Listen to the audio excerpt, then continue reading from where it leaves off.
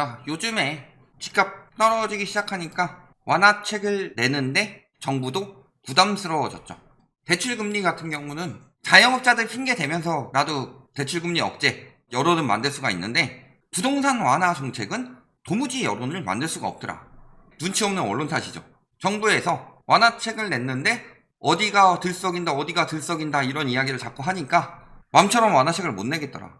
그러니까 완화책을 내야 할 것 같은 여론을 또 만들기 위해서 과거에 썼던 프레임들을 다시 가져와서 쓰고 있죠. 자, 과거에 무슨 프레임이었어요? 알쓸 신잡에 나온 그분이죠. 부동산 정치를 한다. 정책이 아니라 정치를 하고 있다. 지금 정부에서 내는 규제책은 집값 잡기가 아니라 그냥 정치 프레임이다. 이런 식으로 많이 몰고 갔어요.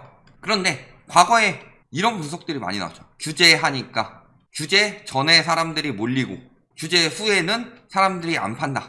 그리고 규제했기 때문에 반발 심리로 오른다. 이런 식으로 이야기가 많이 나왔어요. 그런데 실질적으로 생각을 해봅시다. LTV 규제 뭐였죠?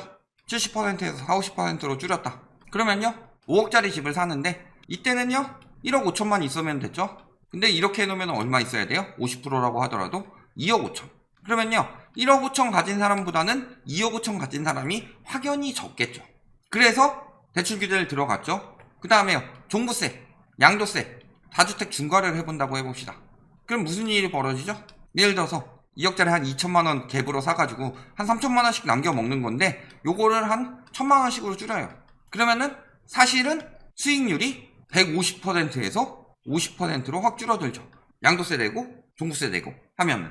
그러니까 다주택 투기 수요들이 어느 정도 억제가 되더라. 다만 저게 해당 지역이 이제 뭐 조정 대상 지역이라든가 이런 식으로 한정됐기 때문에 지방으로 좀 번진다든가 그래서 따라서 규제가 들어가고 이런 문제점들이 좀 발현되긴 했지만 사실은 투기를 억제하는 지역 문제죠.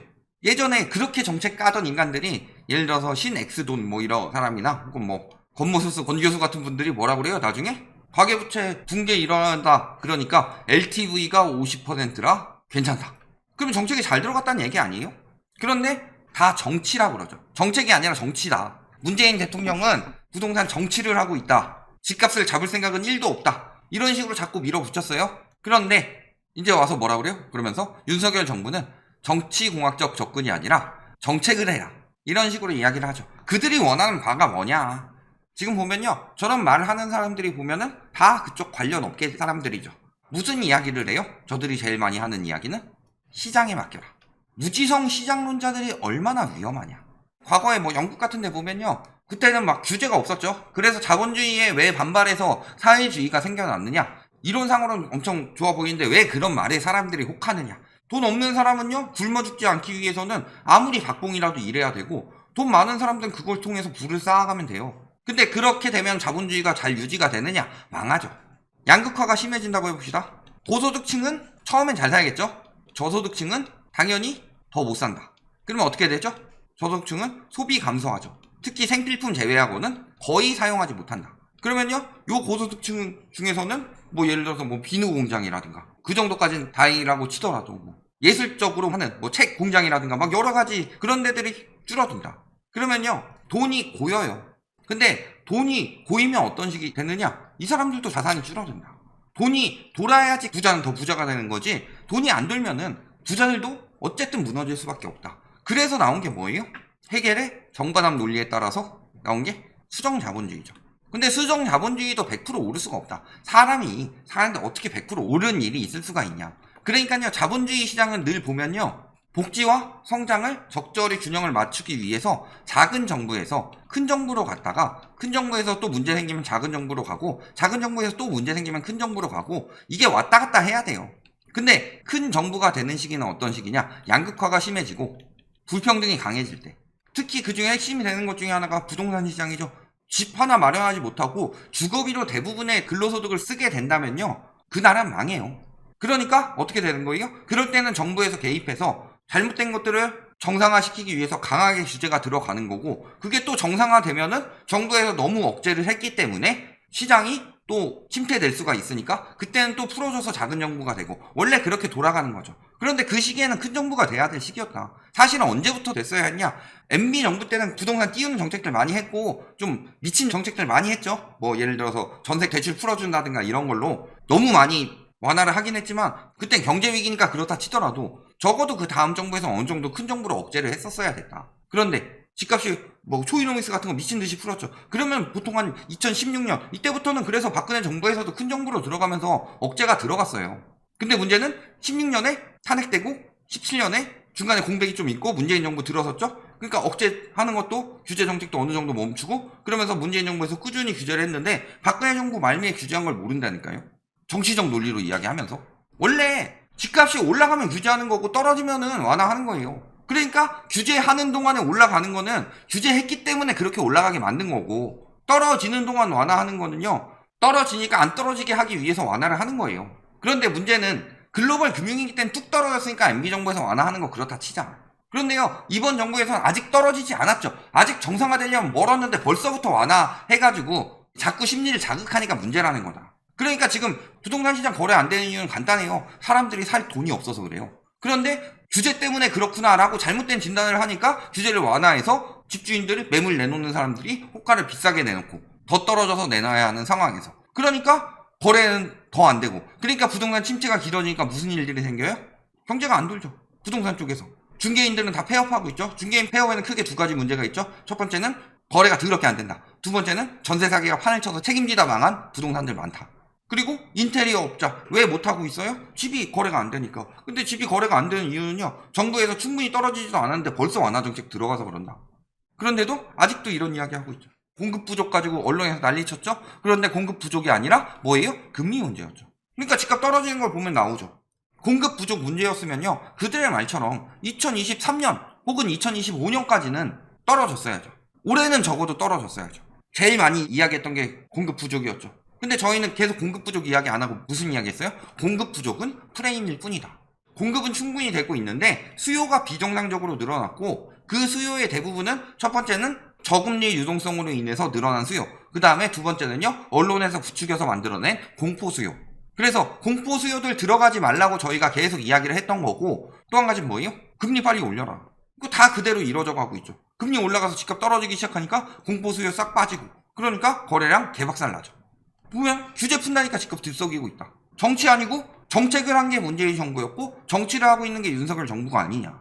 요 부분에 대해서는 물론 문재인 정부에서 실책들이 나올 수가 있고 윤석열 정부에서도 좋은 정책이 나올 수가 있어요. 예를 들어서 집주인 세금 체납 여부를 공개하는 제도 이런 거 같은 경우는 굉장히 잘 만든 제도죠.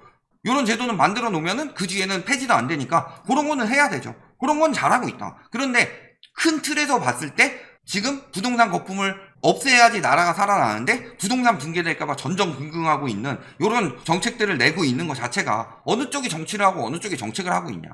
그래서 보면 어때요? 정부는 둘째치고요. 누가 그런 거예요? 언론이 정책 분석을 해야 되는데 정책이 나올 때마다 정책 분석 안 하고 정치했죠.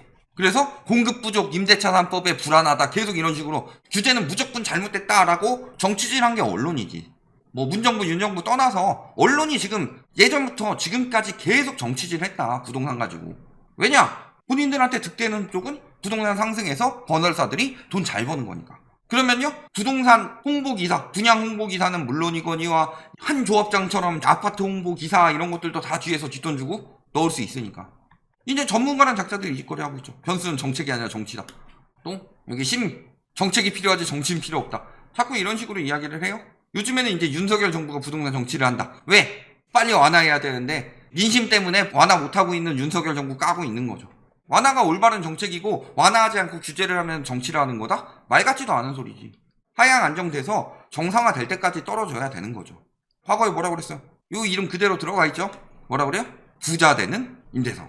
이런 거 집값 폭등의 원인으로 부자 된다고 막 이야기하고 있었죠? 임대소득 계산해가지고 임대사업자가 효과 없는 이유, 임대소득 경비율, 공제금액 이런 것만 이야기하고 있어요. 임대사업자의 핵심은 뭔데? 본인이 30채 가졌으면 알 거 아니에요. 임대사업자의 핵심은요. 종부세 합산과세 배제예요. 양도세 중과 배제 같은 경우는 같은 임대사업자한테 팔아야 되니까 그렇다 치더라도 종부세 합산과세 배제가 임대사업자에게 가장 큰 메리트였다. 그거 빼고 임대소득세 깎아주고 이런 거 가지고 계산해가지고 임대사업자는 의미가 없다. 본인은 임대사업자 했는지 안 했는지 까고 이야기 들어갑시다. 그럼 30세나 되는 거 종부세 다 내고 있었는지. 그러면서 뭐라 그래요? 세금 내라고. 못 판다.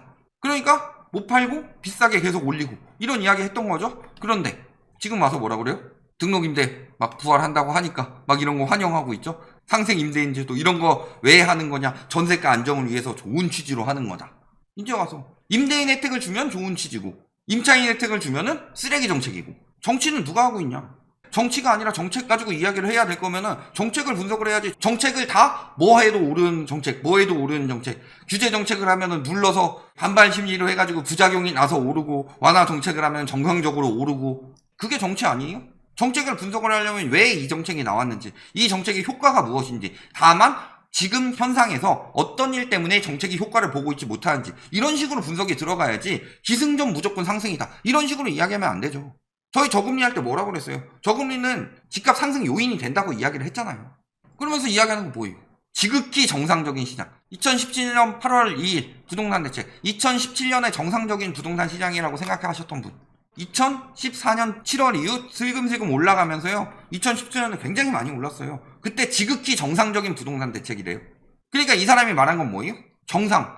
부동산 시장은 정상적으로 무조건 엄청나게 올라야 한다. 이게 바탕으로 두뇌에 깔려 있는 거죠. 이게 또 뭐라 그래요? 집값도 떨어지고 전월세도 떨어진다. 입주량은 적은데. 이런 상황은 금융위기다. 금융위기가 아니면 무조건 오른다. 정상적인 상황이다. 이런 식으로 생각을 하니까 정책 분석을 하지 않고 정치질을 하고 있는 거예요. 지금도 이야기하는 거 뭐예요? 다 완화.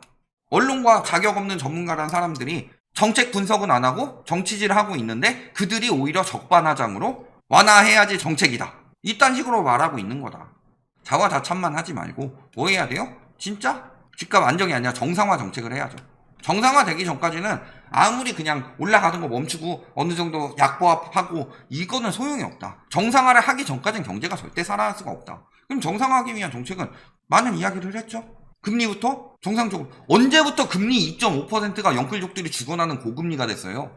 옛날에 7% 8% 할 때도 잘 먹고 잘 살았는데 그건 뭐예요?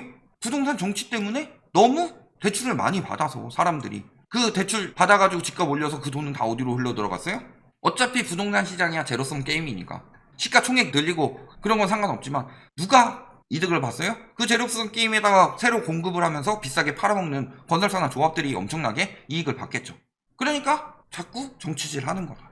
결론 뭐예요? 진짜 정치 말고 정책을 해야죠.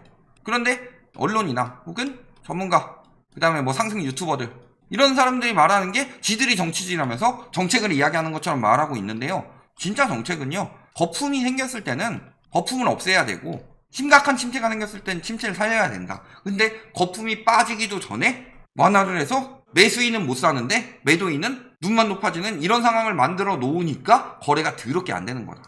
진짜 정치 말고 정책을 해야 된다. 언론이 정치질하는 거 반대로 생각하면 제대로 된 정책이 나온다. 여기까지 말씀드리겠습니다.